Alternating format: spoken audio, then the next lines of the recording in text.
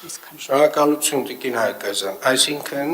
պարոն Խոջյան, դուք քաղաքում շինարարությունը չեք կանգնեցրել, չէ՞։ Ոչ։ Պարոն Հարությունյան, դուք քաղաքում ավտոմեքենաները բոլորը չեք արգելել, չէ՞։ Ոչ։ Պարոն Բեգոյան, դուք շարունակում եք ձեր ծրագրերը եւ դժվար թե հազարավոր հեկտարներով կանաչապատ նոր տարածք ստեղծած լինեք քաղաքում։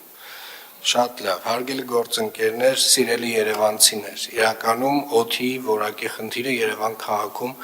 մեծապես պայմանավորված է օդի ինվերսիայով, բնակլիմայական պայմաններով եւ մեր աշխարհագրական դիրքով, բայց ինչպես ճիշտ Տիկին Հայկազյանը նշում է,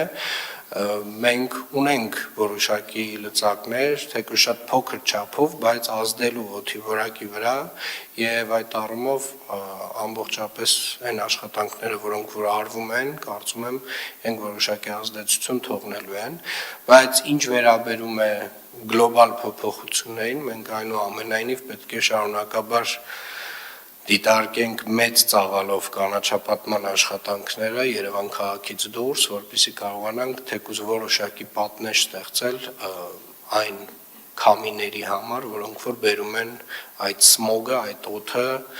դեպի քաղաք, շատ դժվար բան եմ ասում, բայց կարծում եմ իրագործելի բան է եւ այդ ուղղությամբ պետք է աշխատենք։ Հավանիչ տեսանյութը եւ բաժանորդագրվիչ նորությունները բաց չթողնելու համար։